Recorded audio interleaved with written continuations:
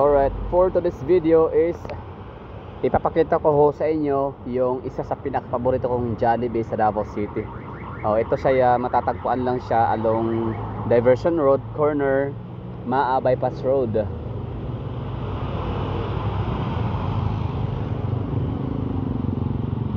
So ano bang special sa lugar na to, no? Sa Jollibee na to. So ang gusto ko dito kasi ano siya, overlooking lalo kapag kaaraw. I mean, hindi ba siya ganun ka-overlooking, pero somehow ano siya, elevated compare sa ibang mga Jollibee branches sa Davao City na makikita mo sa downtown area. Ito talaga kasi dito ay ano nga siya, no? Parang province feels talaga yung vibe dito, no? Like parang kang nasa countryside. Ganda. Tapos 24 hours din siya, of course. Jollibee 24 hours. Alam nyo ba na ang Davao City na yata ang isa sa may pinakamaraming Jollibee branches all over the Philippines.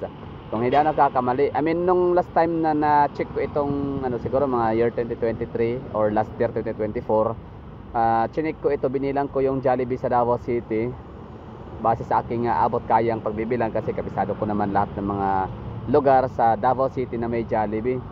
So nasa 34 ka Jollibee branches ang Davao City. So ibig sabihin ganyan ka astig ang Davao, no? Palibasa kasi napakalawak ng area, napakalaki ng lugar, plus napakadaming tao.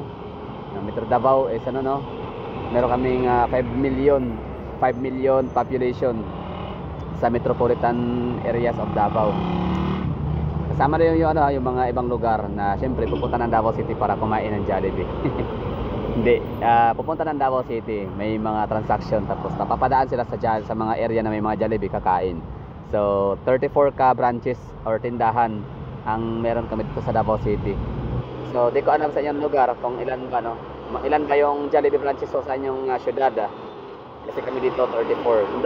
That's 2023 or 2024 na pagbibilang ko yan. So baka ngayon mas nadadagdagan pa kasi ang dami mga newly open na mga Jollibee branches all over the Davao City. May mga nabalitaan din ako na may mga malalaking syudad, no? May mga big cities sa Pilipinas na sa kasamaang palad ay may mga branches talaga ng Jollibee na nasasarado sila.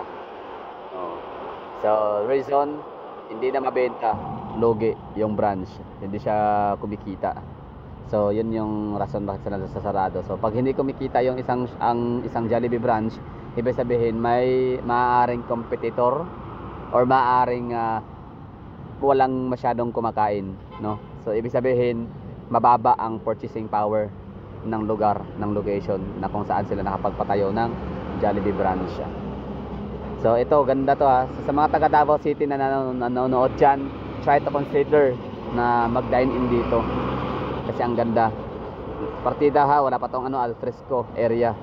Ibig sabihin wala pa silang nilagay na mga table, dining area sa may labas ng tindahan nila. So kapag ka nagkataon, lalong mas dudumugin tong Jollibee branch na to. So di ko alam talaga pinaka-particular ng tindahan nila, pero para yung pinaka-address. Pero yun na nga siguro, Jollibee Diversion Road. Tama, Diversion Road so far. Pero hindi mo rin masabing Diversion Road kasi meron naman tayong Jollibee sa may airport, no? Diversion Road din naman yun sa may communal. Anyway, so yan lang. Bali, ang gawin natin ngayon ay pumasok. I mean, nakapasok na ako dyan. Like, ito, pangalawang pagkakataon ko na to dito.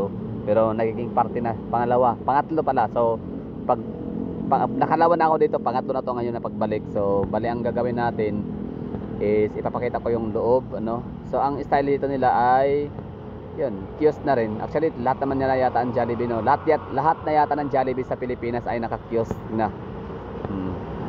Tapos meron silang charging pad sa lamisa. Mamaya sa pinakahuling portion ng video papakita ko sa inyo. Tapos ang view nila, ang location, napaka spacious. Ang dami nilang mga parking spaces para sa mga sasakyan, sa mga customer nila. Dito na area, ayan, buhanginan pa yan ng mga bato-bato. So siguro open ground yan para sa mga motor, no, single. Pero kahit ano, basta sasakyan, malapad, no, malawak. Tapos ang sa labas naman may mga pabulaklak sila. Ganda ng mga nila, pa garden. May mga pa-garden sila. Tapos meron pa silang papailaw, no? Parang aninipot, ano tawag dyan, mga tutugi. Firefly.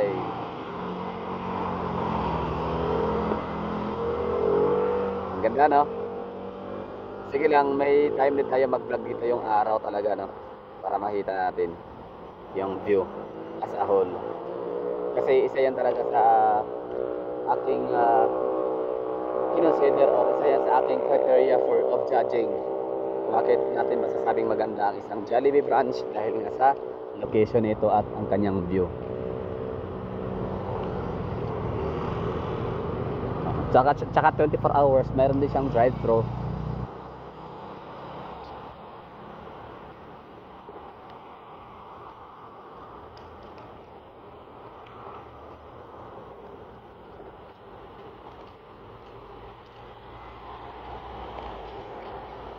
Hours open. Wow, ganda, no? Grabe talaga Davao, napakayaman, napakaganda ng pamamahala ng mga Duterte. Kasi nga, kung hindi na sila magaling, kung hindi na sila talaga matalino para sugpuin yung kriminalidad sa sa syudad ng Davao, hindi sana hindi safe ang Davao City ngayon. Hindi sana wala mga business sectors, no, na mag-i-invest or magka-interest sa syudad. Hindi sana walang masyadong mga trabaho dito na mapoprovide, no, sa mga mamamayan. Pero dahil nga sa magaling ang mga Duterte gumawa ng batas, ayun, mga programa na makakatulong sa lahat ng kalahatan, no, ng masa. Kaya nangyari ito, Davao City is the most friendliest city para sa mga negosyante.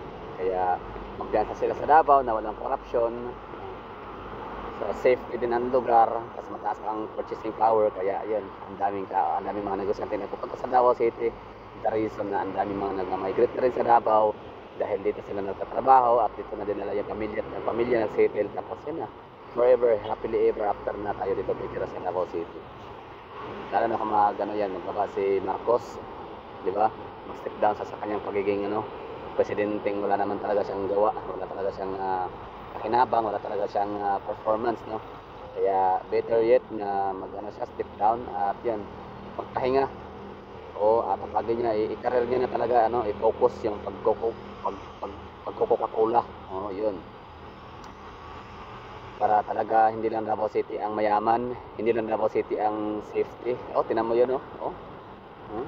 Saan ka makahanap niyan na ang mga helmet nasa nasa motor, nasa labas, di ba?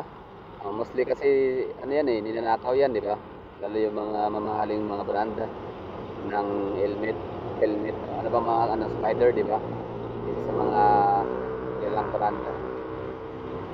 So kung hindi lang talaga matalino itong mga Duterte, kung hindi lang magaling, kung wala lang talaga itong malaking puso para sa mga mamamayan, hindi kami ganito ngayon sa Davao City kaganda, no? Kaya dahil nga sa perfect ang nila, magiging leader, kaya maraming safety, mataas ang purchasing power, tapos hindi kurakot equals napakaraming investors na nagtitiwala sa syudad ng Davao City na mag-invest na hindi sila malulugi. So kumusta ang lugar nyo? Ilang Jollibee meron kayo dyan? May mga malalaking syudad nga sa Pilipinas na nag-stop operation ang branch kasi lugi. Ito naman yung pipindutin kapag need mo ng follow up sa yung order or meron kang pakiusap sa service crew.